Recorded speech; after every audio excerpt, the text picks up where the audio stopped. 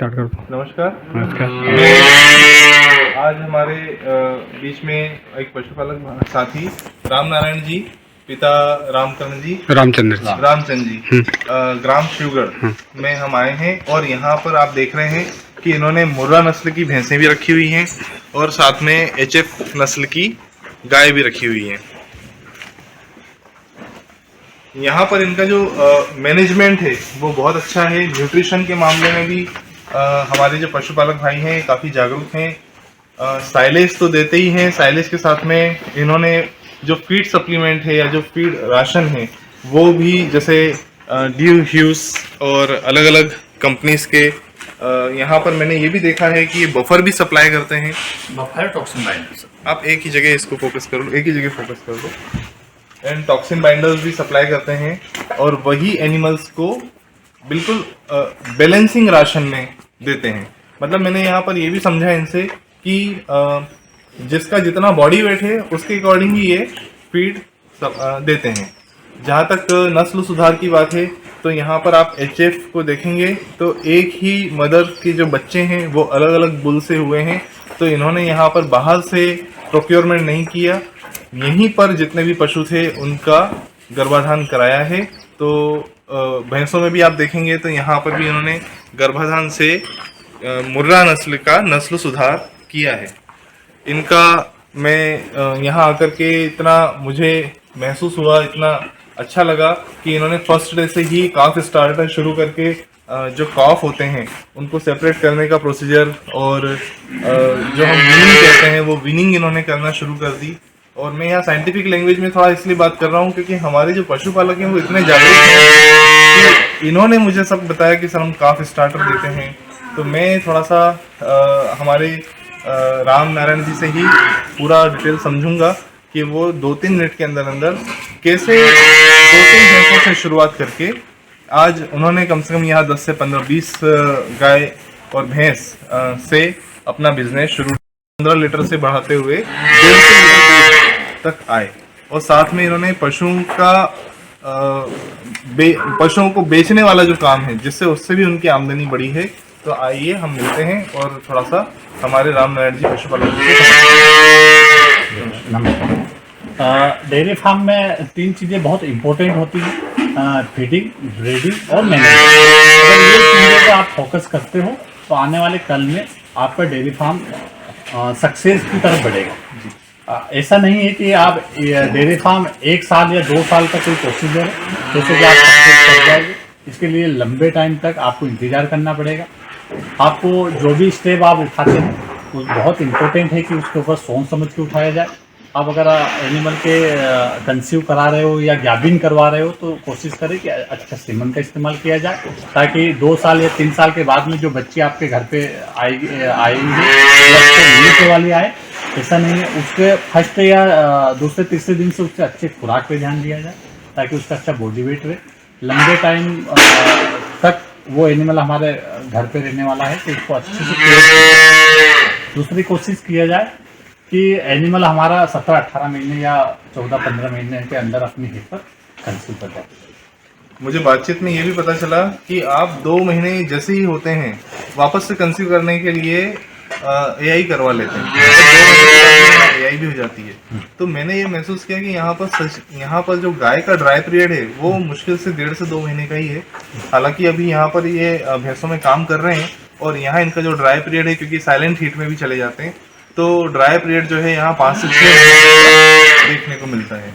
एक यहाँ बहुत अच्छी चीज़ मैंने समझी कि आप मशीन मिल्किंग यूज़ करते हैं। तो मशीन मिल्किंग और मास्टाइटिस में आप क्या प्रिकॉशन रखते हैं? मशीन में क्या होता है कि साफ सफाई का बड़ा ध्यान रखना है। अगर आप मशीन खराब है और होया नहीं और उसको सीधा लगा दिया वो हो जाएंगे और मास्टाइटिस आ जाएगी। और डेयरी फार्म अगर सबसे ज़्यादा अगर फेल होने का कारण होता है तो मास्टाइटिस सबसे बड़ा रोल अदा करती है। क्योंकि मास्टाइटिस बाहर से आने वाली बीमारी नहीं, वो हम स्वयं देते हैं। वो बीमारी एनिमल से नहीं होती, वो ऑटोमेटिक। एक हमारे रामनारायण जी ने ये भी बताया कि दूध निकालने के बाद में भी हम 1-1 घंटे तक इनको पशुओं को खड़ा रखते हैं ताकि किसी भी प्रकार का मास्टाइटिस डेवलप ना हो। साथ में टीप इसको टीट को डीप करते हैं with the Betadine and 50% glycerine. तो उस सॉल्यूशन से मॉइस्चराइजेशन भी बना रहता है, साथ में एंटीसेप्टिक का भी वो काम करता है। ये एक बहुत अच्छी चीज़ मुझे सीखने को यहाँ से मिली।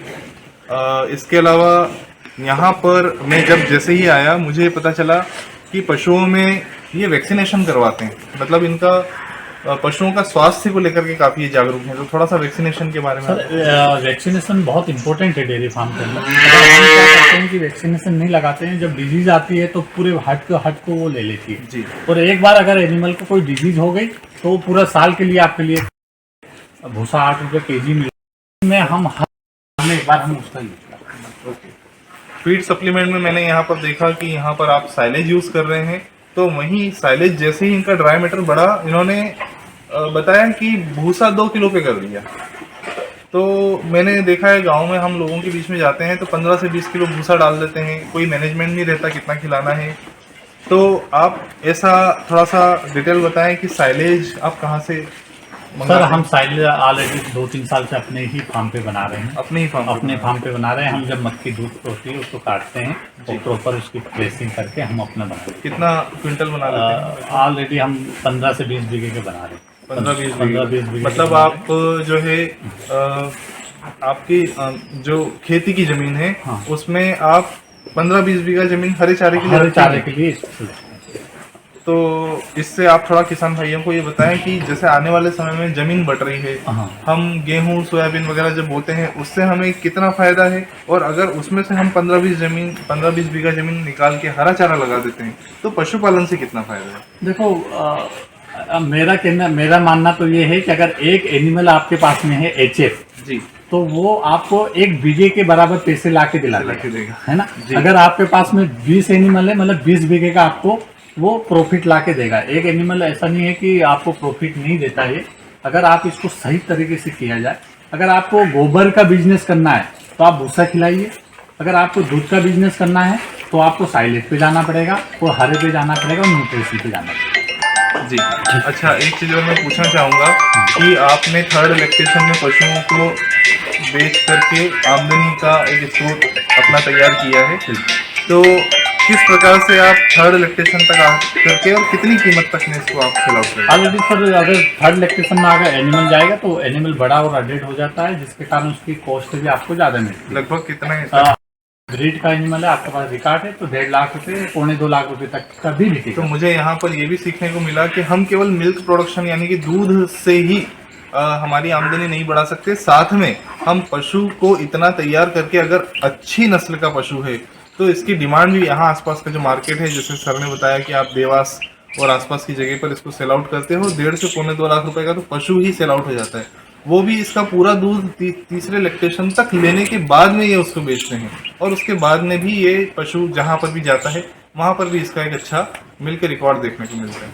सर मैं थोड़ा सा ये आपसे जानना चाह रहा था कि आप टैगिंग आप तक खुद यूज कर रहे हैं, उसका क्या रीजन है? और टैगिंग का सबसे इम्पोर्टेंट है कि जब आपके पास में नंबर ऑफ एनिमल ज़्यादा हो जाते हैं जी, तो उसमें चाहे आप हर एनिमल का रिकॉर्ड नहीं रख सकते, और डेयरी फार्म में सबसे ज़्यादा अगर फेल होने का कारण है जब किसान उस एनिमल का रिकॉर्ड नहीं रखेगा तो कुछ दिनों के बाद में वो भूल जाता है कि मैंने कौन से बुल से AI करवाई थी और क्या उसकी कहानी। दूसरा क्या है, अगर आपने टैगिंग नहीं करवाई तो उसमें हम पूरा डाटा उसका मेंशन करते हैं, तो या मेरी 10 नंबर या 1 नंबर बच्ची है, इसको इतनी तारीख को AI करवाई है तो मुझे उसको ट्रांजेक्शन पीरियड का भी उस टाइम पे ध्यान देना है, कौन से बुल की बच्ची है, इन ब्रीडिंग की समस्या ना आए इससे, और मेरे एनिमल को कोई अगर ऐसी कोई डिजीज होती है तो मैं उसका ट्रीटमेंट करता हूँ तो वो भी मैं नोट कर लेते हैं। तो ये देखिए टैगिंग, वैसे गवर्नमेंट हमारी 12 नंबर का टैग लगाती है, और यहाँ पर इनने भी जो हमारे सर हैं उन्होंने भी बता दिया कि जो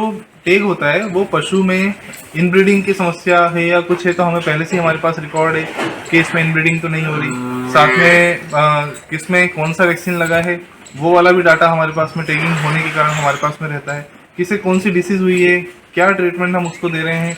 यदि हमारे पास टैग है तो उस टैग नंबर पर हमारा पूरा रिकॉर्ड होता है, तो अगर हमारे पास टैग लगा है तो हम उस पशु का रिकॉर्ड भी मेंटेन कर सकते हैं।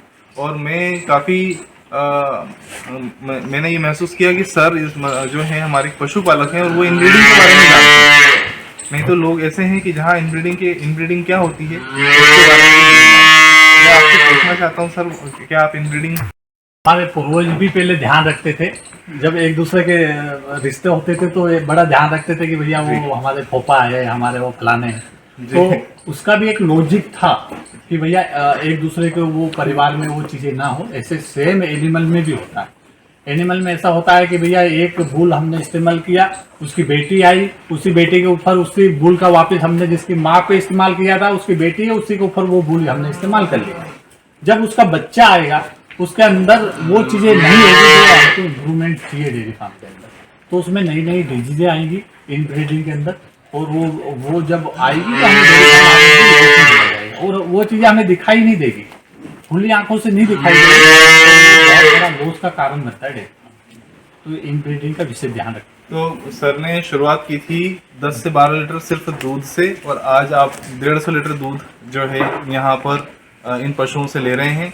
साथ में पशुओं को बेच करके भी आपने अपनी आय को दुगना नहीं काफ़ी गुना बढ़ा लिया है, और इनका पूरा फोकस पशुओं में दूध उत्पादन करके और नस्ल सुधार करके, पशु पोषण पे ध्यान दे करके, पशु स्वास्थ्य पे ध्यान दे करके अपनी आमदनी को बढ़ाने के ऊपर है। तो सर से जानने के लिए तो बहुत सारी चीज़ें मैं और भी सुनना चाह रहा था, लेकिन समय की मर्यादा है। मैं कोशिश करूँगा कि ये जो छोटी छोटी जानकारियां हैं आप सभी तक पहुँचें, और आप सभी हमारे यहाँ पर जो शिवगढ़ में राम नारायण जी पशुपालक हैं, उनसे और भी कुछ समझना हो, सीखना हो तो यहाँ पर आएँ और सीखें, तो आपका भी कहीं ना कहीं आमदनी का स्रोत जो दूध उत्पादन है वो डेफिनेटली बढ़ेगा। मैं डॉक्टर अंकित जैन, पशुपालन विभाग आगरा से, धन्यवाद। Thank you.